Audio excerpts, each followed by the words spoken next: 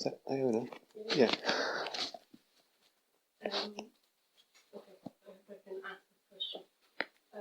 So I'm struggling with the lattice. Yeah. I'm trying to figure out why. And I think I've started to distill that. And a kind of phrase came to me today, which I think is from Hillman, but I haven't checked it out. Something about how you don't do justice to the image if you require it to have meaning.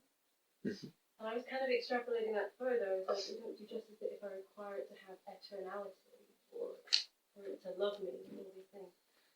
And I think my logos, my understanding of imaginal, that kind of comes a lot from Hillman probably, is that, image is primacy, and you can come to understand the psyche in this wholly different way, that everything within the psyche is imaginal. So, that memory that you have of your mother, that you thought was a representation of the factual account of what happened to you when you were a child or something like that, is in a way an imaginal memory. And that figure of your mother is an imaginal figure, and you can be in relationship to that. And in a way, in becoming in relationship to that, something can happen. I mean, who knows what's going to happen, but something can happen. Instead of seeing it as, this kind of ontological, psyche should be in its best form, some sort of ontological representation of reality. That's what it's functional. And then what came out of that is I realized that actually a lot of my relationship to imaginal is just coming to view my psyche as imaginal. So that is, if you take the mother example, I come into relationship with this imaginal figure of my mother. But that, in a way, that figure doesn't have eternality. And when I work with it, it doesn't love me necessarily. And I don't feel a duty to it. I'm going between images all the time, like I register, you have to talk to the GMC or a governing body as a doctor. I might see that as, there's an imaginal element to that. It's got this constellation of qualities and images around it. But it doesn't have all of these things that we're talking about there. So it's like this dichotomy is forming in my mind between all of that and then this other thing, these images that fit into the lattice. And actually most of my images don't seem to fit into the lattice. They don't have those qualities. Does that make sense? And what is the relationship between these two different things or two different practices? Yeah, so I'm not 100% sure it makes sense to me yet. Okay. If I try and summarize what you said, and then maybe we can see where I'm not understanding, or maybe I have understood. I'm not sure. So Iona is sharing that she's having problems with the idea of the lattice, and kind of as any kind of map or of what imaginal might be, and certainly as a demand of what imaginal might be. And rather her sense of imaginal, which she thinks she's getting from Hillman, from James Hillman, is more that anything that arises in the psyche is image. Yeah. And when she pays attention to her experience, it's a lot of the images don't seem to have these qualities that we're identifying in the lattice. Often, yeah, and to require that of them would be, well, that feels wrong. Yeah, okay. So, and to require that of them would feel wrong. Yeah. So, these, I didn't invent the word imaginal. It was actually Henri Corbin. So Hillman got it from Corbin. Corbin meant something. Hillman meant something very different from Corbin, and quite different from Jung. And in a way, I would say what we're unfolding here is different from the Hillman as well. There's overlaps between all that, and I would say that certainly, well, Corbin really didn't like Jung, and probably didn't like Hillman as well. Hillman had huge respect for Corbin. And people would borrow, because you borrow authority. You say so and so said this because it. Anyway, but so basically, there's this word, and what do we do? What do we do with the fact of two things? That people are using it in different ways, and there's more ways than that. Now it's become, as I said, right in the when I introduced it, it's getting quite popular, this word, in certain circles, and people mean quite different things by it. And then some people are not quite sure what they mean by it, or it's very, very loose or whatever. So that's just a kind of fact of a social fact, a social linguistic fact or whatever. What do we do with that? And then what do we do also with the fact that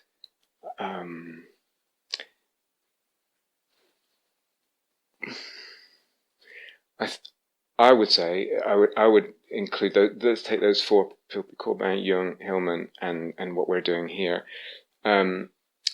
All of them would discern a difference in quality or kind of images. Not just you can have an image of your mother, you can have an image of your father as different contents, but different, really ontological status or whole different kinds. So we somehow have to. Either you just say everything is image in the sense of everything is perception, therefore it's image, it's like, and that's an important, Dharma-wise, that's an important, everything, can you see everything? Everything is a perception. Now we could just put everything as an image in that language. And that kind of view of things is really helpful, but it will unfold an insight, a different kind of insight into dependent arising, into fabrication, into fading. Also, it just having that view, everything is perception, everything is image, will already bring a certain kind of liberation and spaciousness in relation to all that. So that's great, but in itself, it won't be, at least what we're calling soul-making. It won't unfold in it will unfold in a slightly different direction towards more spaciousness, more equality of things, etc. I think what I'm trying to communicate with that is not so much a demand as an understanding of image as dependent or as of the imaginal as dependent arising, and just saying that either if you in time maybe these aspects will be noticed. So a mother image, if I linger with it and bring all my sensitivity and all that, and if it's not squeezed a certain way by a conceptual framework, it will probably unfold these things. Let's just call it a postulate, a thesis, something to be found out, rather than a demand, and rather than it should have this, and even then in the range. I don't know anyone who's mapped out the complete territory of, the kinds of images human beings can have, and what is a psychic phenomenon, ESP, and what is, I don't know, maybe there's someone who's done it, but one thing to be sure, if they've done it, that person, at some point in human history, somewhere or other, it will never be to everyone's satisfaction. And going to be someone else saying, no. So, there's a kind of, if we take a step back and say, well, what do I want? If I want that kind of expansive, liberative freedom, spaciousness, and equality, then I just, everything's an image in the sense of everything's a perception, and I just practice that as a way of looking, and that will create space and its own kind of beauty, its own kind of limited soul making, but more its spaciousness making, liberation making, etc.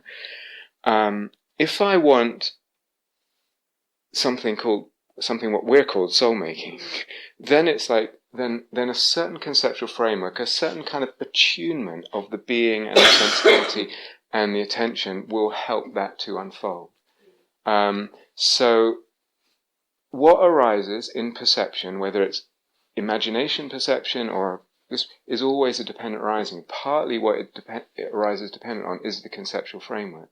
So partly even the idea of what soul making is and what it can be, or different ideas will unfold in different directions. So rather than a kind of, I think the ontological claim isn't kind of, this is an absolute. It's more like this is a possible unfoldment which some people may find deeply valuable. How does this sound? Yeah. So, at the end of the day, I took a call on the lattice thing. I retain my autonomy. In other words, it's up to everyone to decide, well, what do you want? And if I decide I want this thing called soulmaking, or at least what we're calling soulmaking, then these kind of ideas, these kinds of sensitivities, attunements, this kind of conceptual framework might well serve that in a very long-term way, a way that can kind of keep going. If I decide I want something else, whatever that something else might be, then I need a different kind of... And as a human being, we think it was yesterday I touched on, I can actually move between those. So that I could, from 1 minute to the next, go into this, all is image, everything is an image, in that sense of giving an equality and a spacious liberation, to the image of my mother as historical fact, and for kind of more conventional psychotherapeutic reasons, if that's what I want. Or imagination as just to think of my mother and think, I should call her because I haven't spoken to her for a while. And then to the what, it's like one can move between those rather than kind of adopting a rigidity of posture, orientation, conceptual framework. So, how does that sound? Yeah. So I would encourage everyone to have this kind of autonomy of I'm not interested in imposing anything on anyone at all. So you find your own way and your own kind of what you're drawn to, or your own range of options at different times, and that feels really important to me. Yeah. Okay. Thank you. Yeah. Yeah. So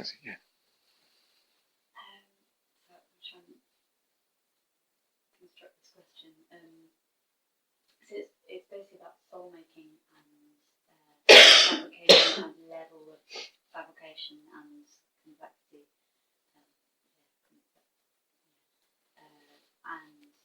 And I think it's partly because we've been talking a lot about the kind of imaginal and the lative and stuff, and then saying, okay, soulmaking is kind of one point on that, and just kind of defining between the two. But so the question about kind of level of fabrication is kind of from, so as an example, there's a particular experience which is quite difficult to describe, but it feels like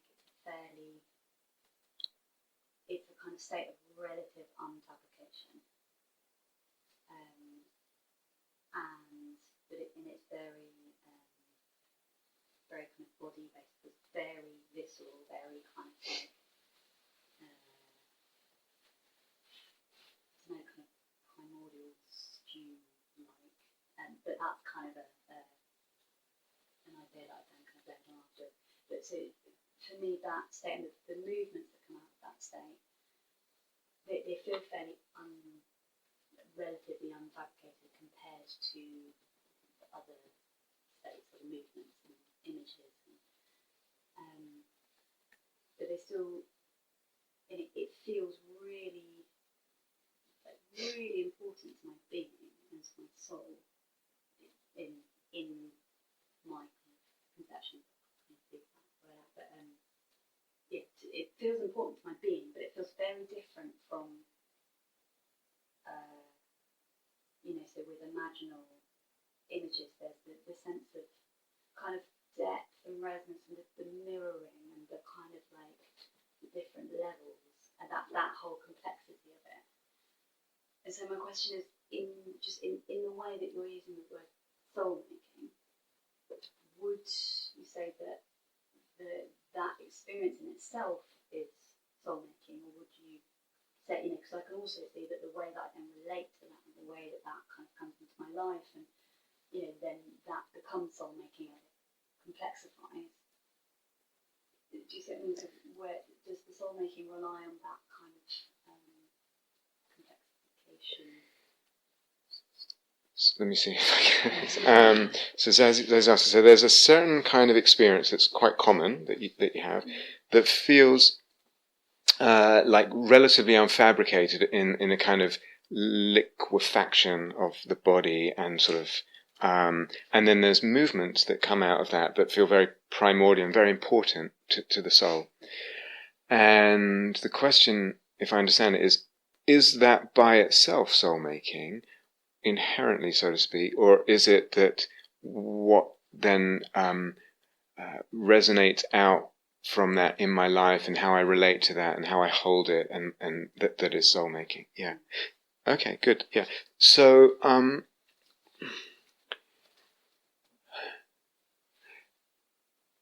both. In the sense of,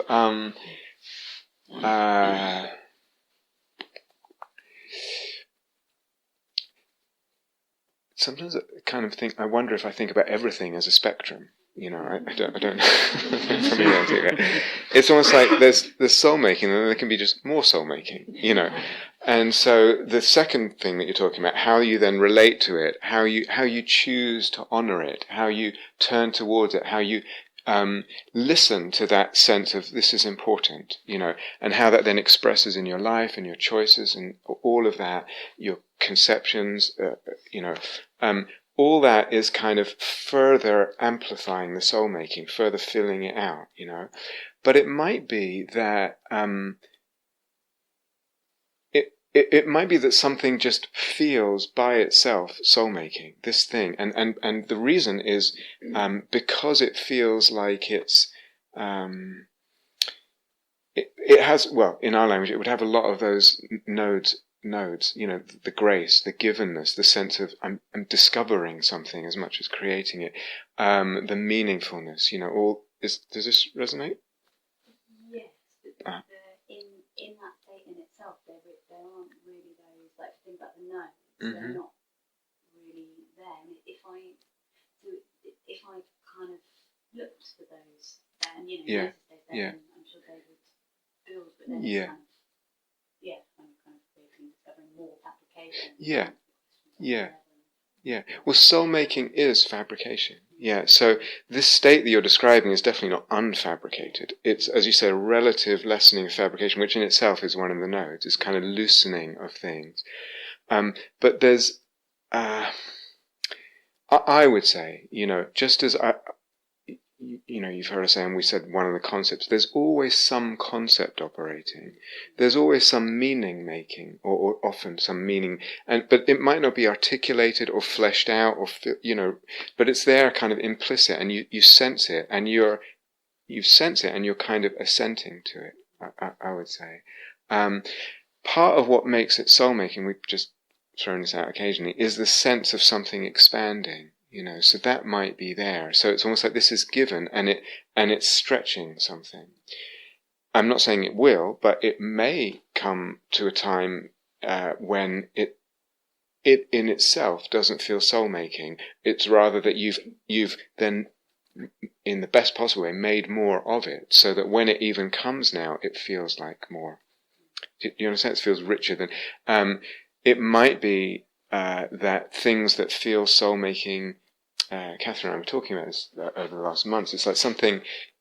Imagine someone just coming on their first insight meditation retreats, and they've never heard anything about being with your heart, or opening the heart, or working with your emotions, and they discover all kinds of stuff in their grief and rage and beauty and tenderness and openness and vulnerability. That discovery is opening up the psyche, and it will feel soul making. After a while, that in itself becomes just part of one's life. Similar with the jhanas, you know, there's an opening of like, wow, and it feels like the psyche, the sense of existence, the sense of self and being and what's possible is. So for that newness is this stretching that's part of soul making, and then after a while. If you get really into the jhanas, they just become part of your life. It's like, it's just normal. They're not in themselves anymore soul making. So it could be that part of what's happening is with this is it's still relatively new. But if you keep relating to it the way you are, with this kind of honoring and listening and reverence and sensitivity, it will probably, the experience itself will actually gain richness. And so that when it comes, even in those times where it's more direct, it will be a slightly different, more expanded, richer, more complexified thing than it was in the first place. Does that make sense? How does that sound? Yeah, no, I think that answers the question. Okay, good. I think it'd be good to add that not everybody experiences that on a first insight meditation. to On the record. Yeah. Okay. First 25. Somewhere in there. Yeah. Absolutely. Yeah. I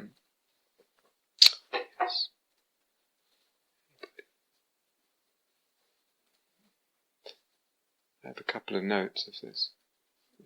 Nothing.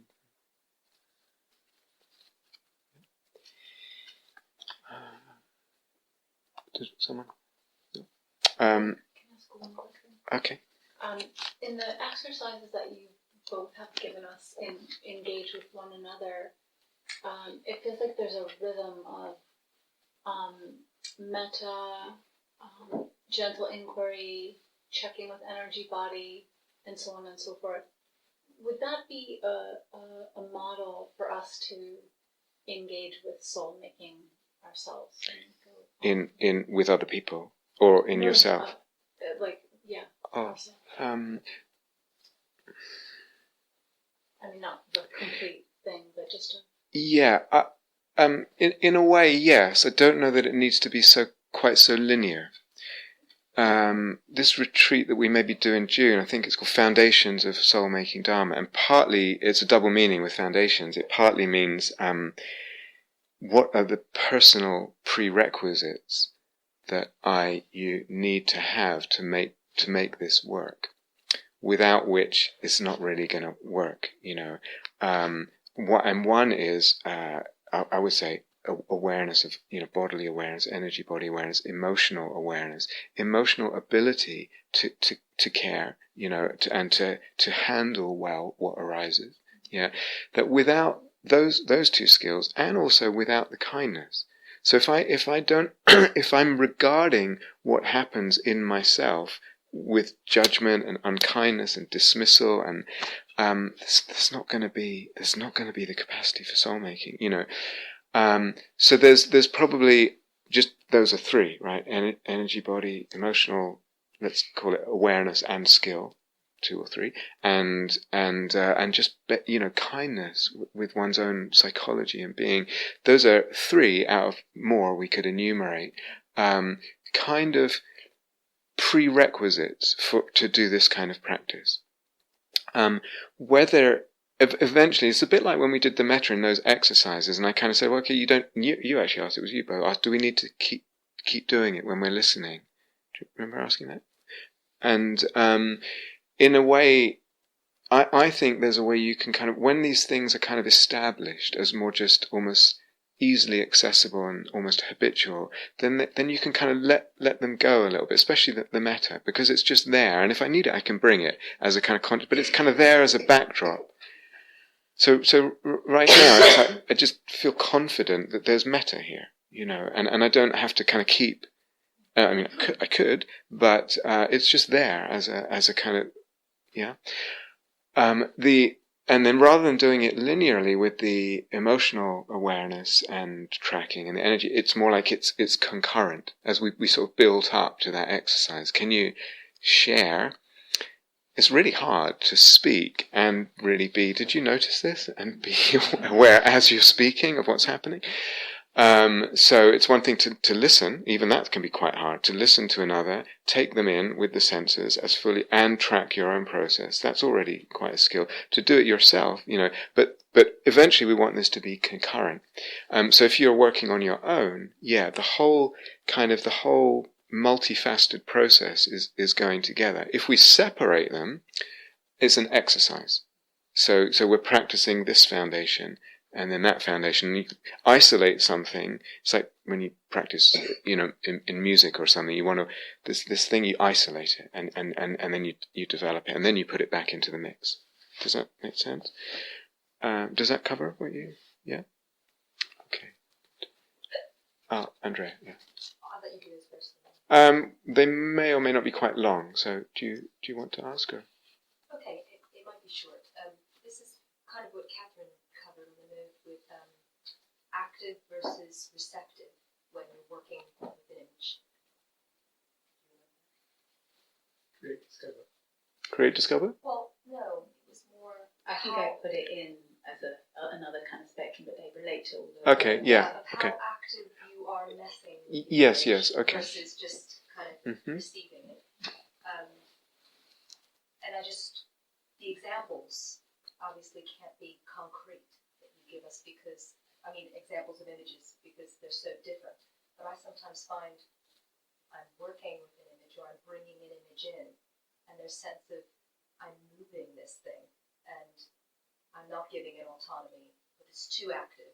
And so then I try to pull back into the receptive, more discovered thing, and it doesn't quite manifest there. I'm checking the energy body the whole time to see what's alive there, but I didn't know if there was. Is that the process of just, it's almost like playing with paint and not liking exactly what you see when you put there. I remember you talking one time about John Coltrane and where he appeared in the room. It's a particular place. I sometimes think of that when I'm thinking, where does this image want to be? Do they want to be behind or in front? So I didn't know if that's something that comes with time, with just dexterity with working with images, or am I getting something wrong?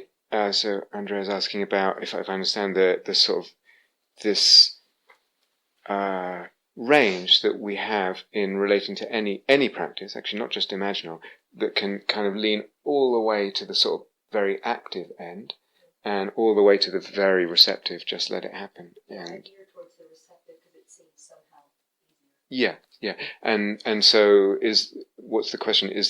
Can we develop more? Active, yeah. Can we develop more active? Well, the active seems a bit clunky and cumbersome. Yeah. So this is really, really common.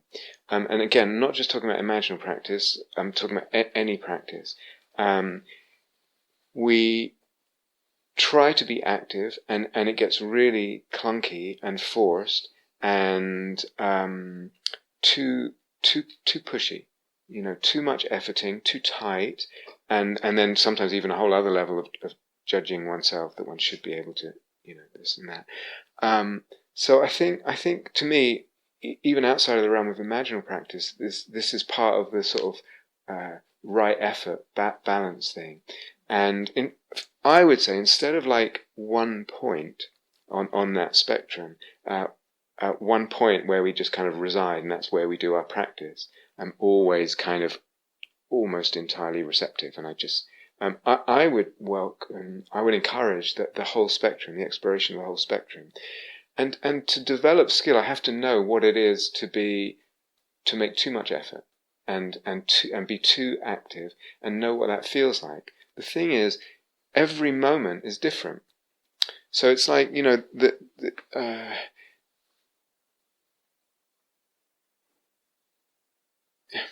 again, I shouldn't give surfing as an analogy because I've actually never been surfing, but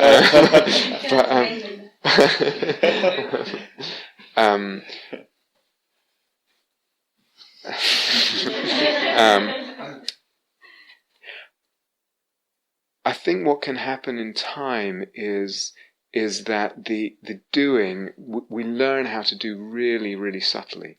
So if we relate that then to what we're talking about this week, sensing with soul, and the lattice, one of the things is just noticing. I'm not actually making this thing happen or demanding it. I'm just noticing what can I notice, and the very, very delicate attuning of the attention to some aspect or other that's maybe just a little bit kind of, I can't quite make it out, and then just that aroma of it. Really, really subtle. It's just a noticing. It's just an inclining of the attention to notice something.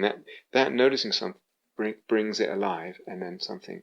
So when we talk about doing, it's it can be really, really gross. Like when you're nodding and nodding and nodding in meditation, and he said, "Can you do? Yeah, go do some walking meditation. Do a brisk walk. Open the eyes. Cold water on the face. Stand up. Breathe deeper." That's a really gross doing, and sometimes there are times when there's a real place for that.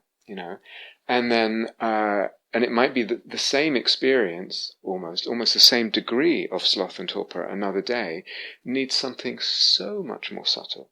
I just realized, there's this just tiny bit of resistance I'm not even sure what, and I just soften that. Something gets clear and emerges maybe in the heart, and I pass through that, I work with that, and then I just hold that, maybe, again, not even that, I just hold that, and then the energy comes back.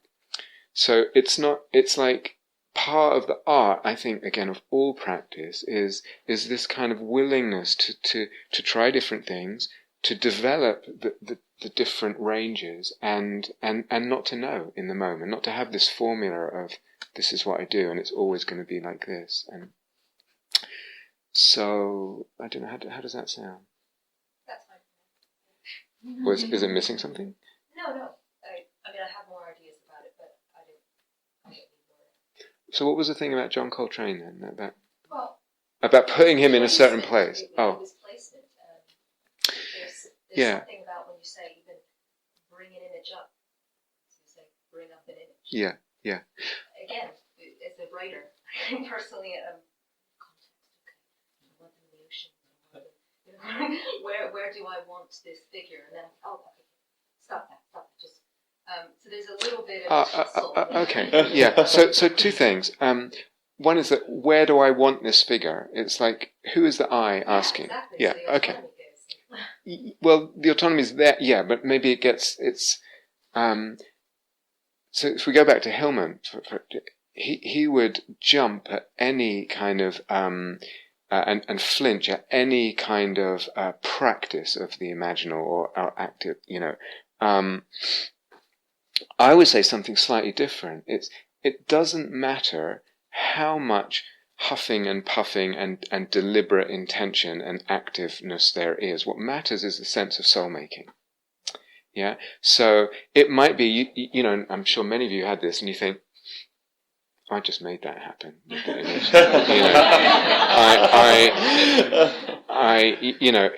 then you think, oh, that's the ego. And the ego is bad. And it's bad in Buddhism, and it's bad in other spiritualities, and it's bad in Hillman, and it's like, so, what I would look for more is again, this just, I don't know. It's a responsiveness. Maybe it was my ego, whatever that is. Maybe it was coming out of an excessive yanking, but then maybe it suddenly becomes soul-making. And then we sense when something's soul-making. And so it doesn't matter how it got there. It doesn't matter at all.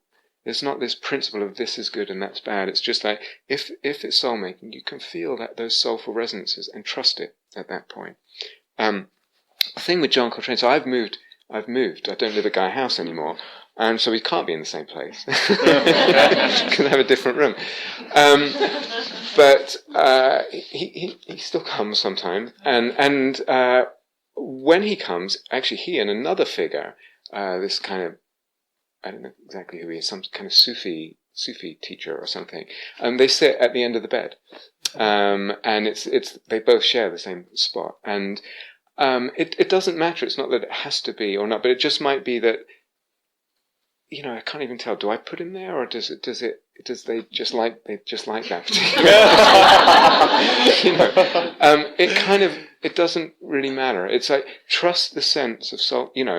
And if something doesn't feel right, you can, I would use the word play, rather. You can just play very delicately, but sometimes play just means like, what am I attuning to? And it can be so subtle and so kind of unpressured and unforced, And I go back to what I said this morning, it's like, don't force sense of soul, and don't imagine that it's going to be there every time. There's plenty of times where nothing really worked, that's fine. Yeah. So not too much pressure. There's two questions. So I won't get to these. So unless someone else has one live. No, it's they're long, and it's already okay. Actually, I'll do these. Yeah. Is that okay, Karen? Yeah. Sorry, yeah. So I don't put that and take it back. Yeah. Sorry. So this is from a few days ago, which I didn't get a chance to respond to. You spoke a little last night, so this is already some nights ago, I think about what people need for permission to work with the imaginal. And when you said eros, that really hit a chord for me. So I was wondering if you could speak or write a little about why it is important, why sexuality is important in soul making, why it is necessary.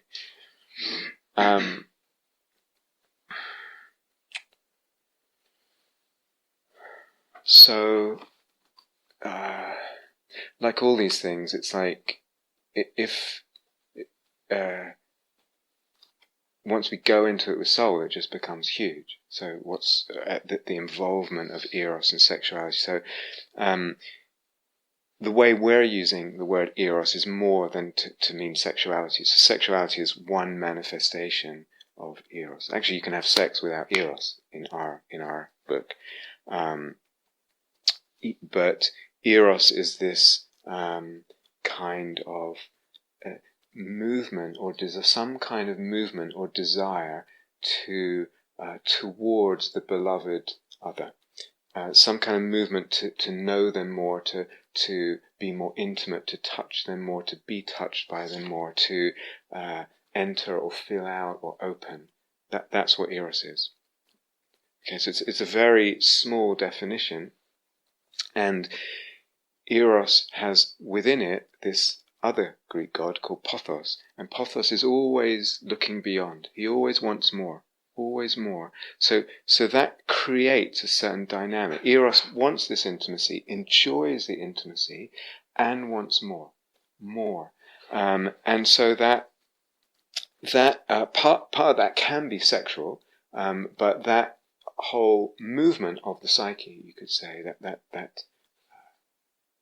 movement of eros is something that drives this whole process with the eros-psyche-logos in the way that we described. So it's a kind of on the abstract level, it functions as a concept that really kind of holds everything together and is the catalyst to unfold. It's the catalyst for this dough, the bread, to rise. Does that much make sense? I said it quite abstractly, just as a sort of bare concepts. Yeah. So we've covered that a lot, but to me, that whole eros-psyche-logos business is really one of the linchpins of all this work, and understanding it can really kind of understanding it and getting familiar with it can itself be soul-making, and will be part of what really galvanizes the whole process of soul-making, is understanding that eros-psyche-logos, what we call the soul-making dynamic. So that sexuality, sexual longing, sexual desire, sexual energy is one manifestation of eros. It's a kind of eros, and that within it has a huge range. And sometimes in the being, there's, or even if we're doing imaginal work, there's so much eros that it kind of has to become sexual. Not necessarily in any act, but in the image itself. It's holding a kind of intensity of eros, which is part of the depth and the richness of the psyche. Does this making sense a little bit?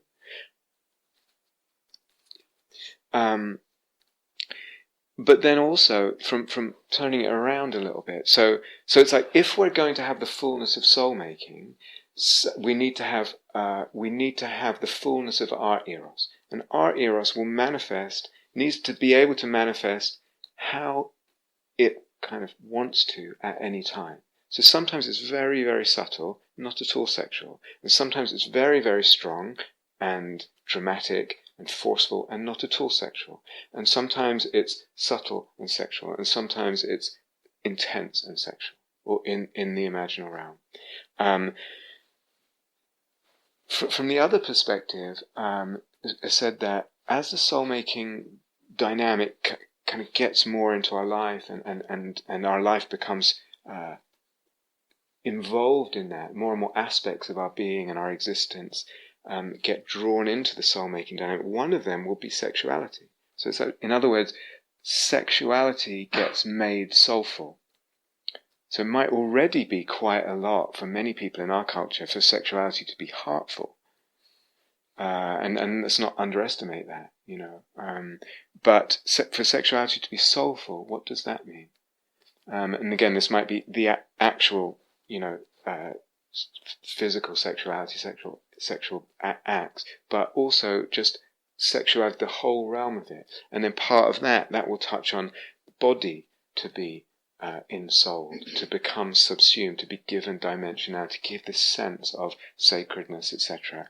And it doesn't mean just light, it can be dark as well. Yeah, body, sensuality, the senses, sexuality, they become drawn into and ignited in the soul-making dynamic. Yeah. So it's necessary in the sense that it's necessary to the fullness of the process of soul-making. It's necessary that it spreads out that way. And eros is fundamentally necessary to soul-making. No eros, no soul-making.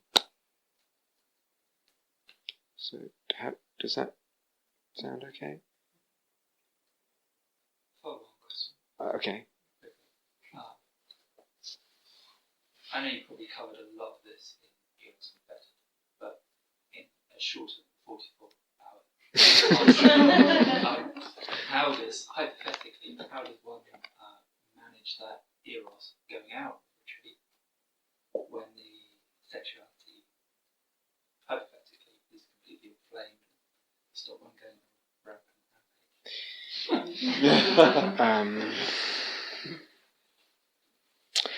There's a lot about that, which I think I did cover in those things. I think the clue. I'll come back to the abstract for now, Lawrence. So some of it's energetic. Okay, what often happens when there's sexual desire is the desire and the energy get kind of cramped in some place or other in the body. They're not given space and the energy itself. And this relates to, can I bring the whole energy body in? So that in itself makes it hard to tolerate, and I have to act. Does it make sense? Yeah. So there's an energetic of it that's really, I mean, for all kinds of reasons, really good to experiment with, all kinds of reasons.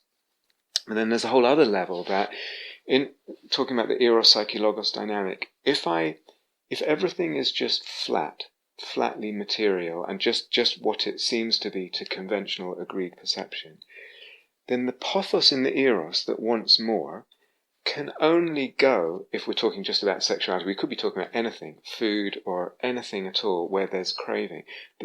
The eros, it wants more, and where can it go? It has to go into material manifestation, and then I'll get bored of this particular material manifestation, this particular partner or whatever it is, and I'll seek another one, because it can only go horizontally.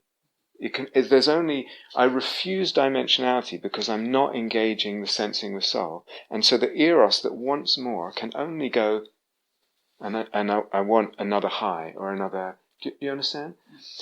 So, but if I allow the eros, if we use a certain language, to inseminate psyche, to fertilize psyche, then the image I have, and it could be an image from life, that the dough rises, yeah, and it's allowed to become imaginal. And then the more that pathos in the eros wants, it gets more by virtue of the dimensionality, the complexification, the multi-aspectness, the divinity, and actually it doesn't need the just endlessly horizontal getting my satisfying my craving.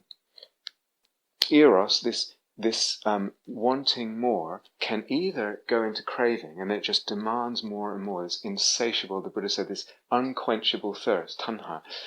But it can only go horizontally, because I refuse to see, or I'm not encouraging a sense of dimensionality. If I do that, then there's this sense where things I'm getting what I need in the dimensionality, and then there's more, and it grows more dimensionality, and the pressure is then, I'm talking about, so there's an energetic pressure we were talking about just before, and there's also a kind of psychic pressure, but it's got more space to be to get its needs met, its desires met. Does this make sense? Mm. Yeah, I feel like, thank you, Kevin, the other day. Yeah, I feel like I just wanted to, that's come up to me before, and it would be relevant to address it there in your follow-up answer. So, I lost what you just said. yeah, I was kind of thinking in the bigger picture I know that's come up for me, that question. Yeah. And then it would probably come up following your last answer. So that's, see, thank you. Yes.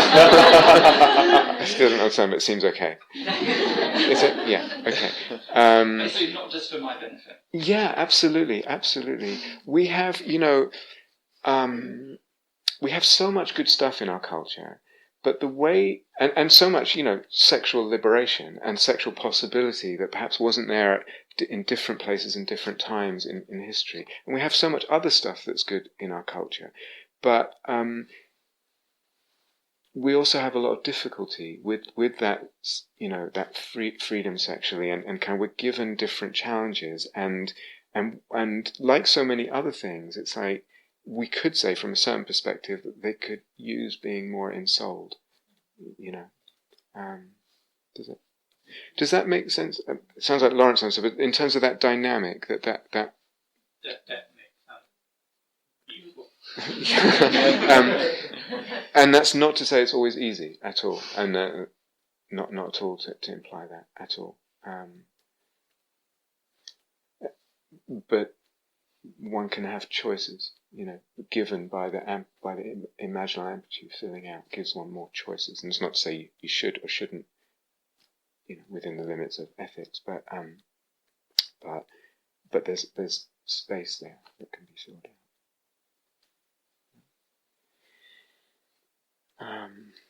There's a question here about reality and ontology.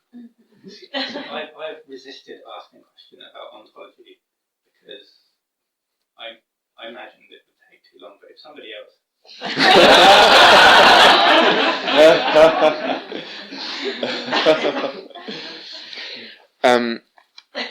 let me say something very brief. Okay, I'll read this note and then say something very brief, because part of what I want to say is ontology is endless. Does everyone know what ontology means? It's the branch of philosophy that deals with the question of what is real, what reality is. So this comes up because of what we're talking about. So we have a typical kind of cultural norm of what's real and what isn't. And imagination is definitely not real category in the typical cultural norm. When you start doing this kind of practices, it starts to raise some of those questions. So this person wrote, sometimes I have the perception that I am autonomously creating/discovering an image, but at others I perceive the image to be autonomously creating/discovering me. This is quite uncanny. Given the equal emptiness of all things, i.e. our equally insubstantial claim to inherent existence, truly mutual perception in co-creating, discovering each other raises some perplexing ontological questions. I would be grateful if you could clarify.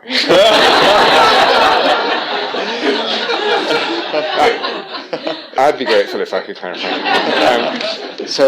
Let's just see. So what's kind of important here? A lot. I find this. I think this part of. So go back to the eros-psyche-logos dynamic. This is part of exactly this thing happening, that when I start to do this way, and when I move this way, and I have repeated experiences, it pushes on the logos. Part of the conceptual framework. Part of that is what is real. Yeah. So that's part of it expanding and pushing on the logos. Yeah. It's part. We would expect this kind of process. The relation, like when we see that everything is empty, that functions in one sort of very basic way in relation to this work, and then possibly other ways. But one of the basic ways it functions is that if for someone who really goes into the emptiness thing and the fabricating and unfabricating and understanding all that and that whole depth of that journey, and you see that absolutely everything is empty, as the note says, what we can say about everything is that fundamentally they're equally empty. What that does is one of the most basic things that does is it relaxes a kind of objection in the consciousness that says that's not real, because, and it came up in another Q&A, implicit in that's not real of whatever experience I've had is the hidden whole set of assumptions about something else is real. Once you see everything's empty, then that whole whatever I'm thinking is real gets kind of relaxed. So the whole dichotomy of real and unreal just gets really loosened. Does this make sense? So what that does is it's a slightly different thing than to say everything has exactly the same reality status, than to say everything has the same kind of emptiness status. Okay, so that's an important point. And as I said, going back to, I think it was Iona's question, I don't know anyone that's kind of mapped out all this ontology, or would ever map, or it could never be mapped out to everyone's satisfaction. One of the interesting things I find about ontology, which really it's a really important subject to me, fascinating, etc. There's a movement in modern Western philosophy of people who say, because we can't arrive at any final position about reality and unreality, let's just drop the whole ontological business. It's just a waste of time. I find that not very soul-making. And what you'll notice in the people, in the certain philosophers that do that, is exactly an absence of soul-making. And also a default fallback. So they might say, yes, we can't say what's real. But in their lives and the way they live and their commitments, they're falling back to just the conventional modern Western view of what's real. It hasn't, that giving up of ontology, it might be quite fashionable in certain modern philosophical circles, but it's not a deep giving up. It's just a kind of shrugging and going back to how one lived before anyway. I don't think humanity, however long, I don't know how long has humanity been around, and all the different cultures and all the different histories and all the different thinkings and perceptions, I don't think that, well, we haven't arrived at any conclusive ontology. I mean, we have certain ontologies that people favor at different times, but in the sense in modern Western philosophy that we can't. I think it's endless. Ontologizing, if that's even, kind of thinking about these things and changing our perceptions and adopting different conceptual frameworks about reality and not reality and what is, that's endless, and it's part of soul-making.